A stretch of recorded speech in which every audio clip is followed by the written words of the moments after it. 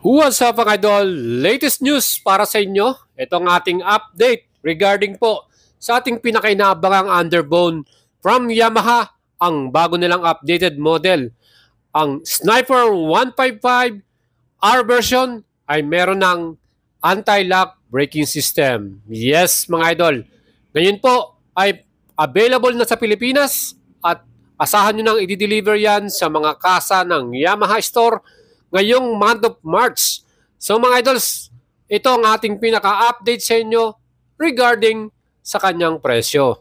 Kaya mga idols, samahan ninyo ako at bibigay ko sa inyo kung ano bang mga color version ang kanilang dinala para dito sa atin sa Pilipinas.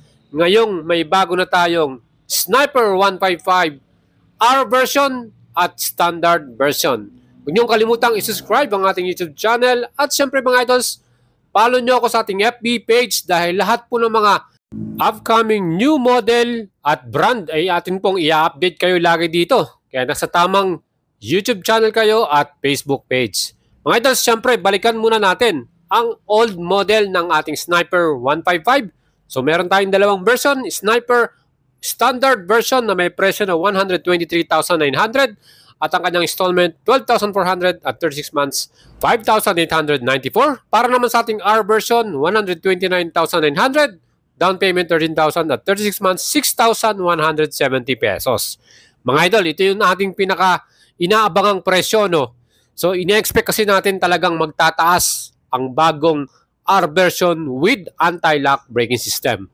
Kaya ngayon, ang 2024 new standard version ay may bago ng presyo 125,900. May price increase siya na 2,000 pesos. At sa color naman na available, new cyan color ay available na. Yan po, makikita niyo yung kanyang pinaka-color na yan. At yun lang, binago ang kanyang mags color. Naging cyan color na yan. So yan po, ang ating new standard version color. Plus sa atin namang R version with ABS, bagong SRP, 145,900 pesos na may increase naman ng 16,000 pesos. Wow! Yan po yung ating bagong color ay matte black. Pero ito nga, sa matte black na to, yung kanyang mags, yan naman po ay color black. So hindi siya gold color. So matte black yan. So all black yung kanyang pinaka mismong color finish. Kaya mga idols, ano pong masasabi nyo sa ating bagong R version 145,900 pesos na? Kayo ba ay bibili nito mga idols? Dahil available na ngayon yan ngayong month of March. At syempre tingnan naman natin yung mga specs and features. Same pa rin ang ating engine, 155cc, 4-stroke, 4 valves. Yan po ay single cylinder, liquid cooling, 6-speed transmission with VVA or variable valve actuation. Ano? And same pa rin po ang ating makina para sa Sniper 155 2024 new model with max power na 17.7 horsepower at 9,500 RPM at maximum torque na 14.4 Newton meters at 8,000 RPM. Same pa rin yung ating magiging performance para dito. At meron pa ding equip na assist and sleeper clutch. So yan po ang mga asa natin para sa 2024 new model na to. At itong race blue color ay available pa rin para sa ating standard version. So dalawang kulay lang available dyan. Standard version, cyan at race blue. Ang ating naman chassis suspension, naka-telescopic pa rin ang ating front suspension at monoshock sa likuran. 5.4 liters yung ating capacity ng gas at sa ating R version, yan pa rin po ay equipped ng socket charger at naka-smart keyless system by Yamaha. So mga idols, ano pa po ba ang iniisip ninyo? Kung kayo po ay excited na sa mga nag-aabang po ng ating bagong Sniper 155 with ABS or R version, yan nga po yung ating bagong presyo, 145,900 pesos na. So, yun nga lang, sobrang laki ng tinaas, 16,000 pesos ang kanyang naging price increase.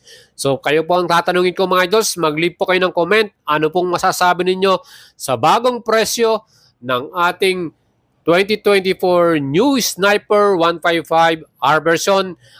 Dito po sa ating standard version na may price increase din na 2,000 pesos. Ano pong masasabi nyo mga idols?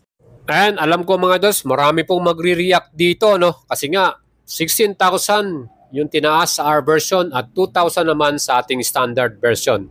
So yan na po ang bagong kulay, cyan color para sa standard version at race blue color. So dalawang kulay po ang available sa standard at nag-iisa naman sa ating R version, matte black. So all black po ang kulay ng ating 2024 with anti-lock braking system na yan. Para sa akin, ang pogi pa naman kung ginawa nilang black with gold mags, ano? Or sinama nitong white color with gold mags para mayroon tayong choices. Pero siyempre, sila pa rin po ang final decision kung anong color yung dadalhin nila. Even sa standard, so hindi rin nagbago yung kulay. Maganda rin tong color yellow nila or yung color na red, ano. Pero yun nga, overall, ano po yung inyong magiging final comment para dito sa update ng Yamaha Motors Philippines brand new 2024 Sniper 155 R version with anti-lock braking system, mga idol. At siyempre, kung kayo po bibili, abangan nyo na po yan ngayong month of March.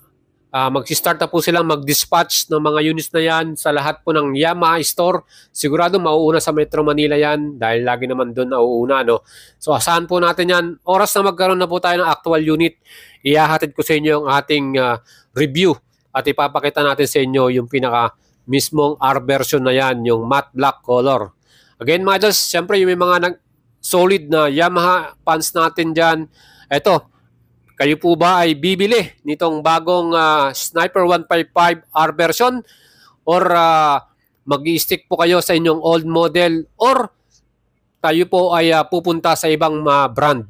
Depende na po sa inyo. Lalo na po, nandito na rin sa Pilipinas ang bagong Honda Winner X, ano? At kung saan merong presyo lang ng 131,900 yung kanilang pinaka-top spec, yung ABS Racing. At meron din silang ABS Premium na may presyo naman ng 129,900.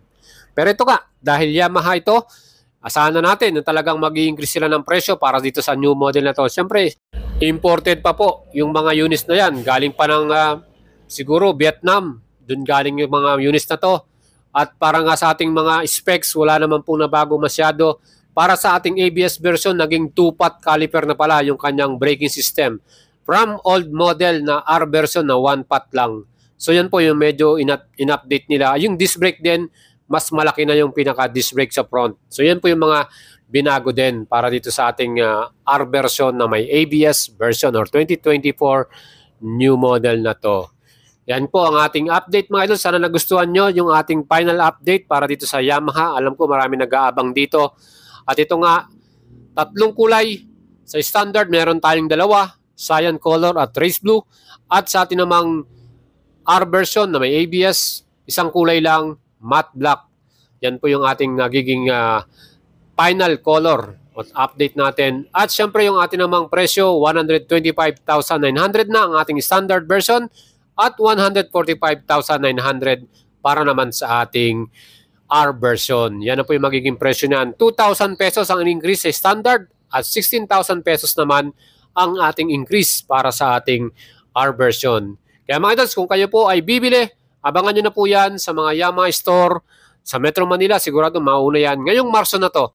And sabi ko nga sa inyo, isa ako sa mag-aabang nito ng model na to. Siyempre, gagawa natin to ng walk-around actual unit na ipapakita natin sa inyo. Especially sa standard version, medyo na nainganyo ako dun sa kulay nila, yung cyan color, no? Kakaiba yung kulay niya. Parang may pagka light blue. Tapos cyan yung kanyang color ng ating mags. So yan po, mga idols, ang ating final update. Sana nagustuhan nyo yan. Lagi lang kayo tumutok sa ating YouTube channel at sa ating FB page. Diyan ko po kayo i-update para dito sa ating brand new Yamaha Underbone. Yan po ang Sniper 155R 2024 new model. Subscribe kayo sa ating YouTube channel at follow nyo ako sa ating FB page at sa ating TikTok account. Boyet Salabarria po. Yan lang po yung mga pangalan natin dyan sa ating mga account na yan. At syempre, shoutout po sa mga idols natin na lagi po nakasuporta sa atin. Right safe po sa inyo at stay healthy po.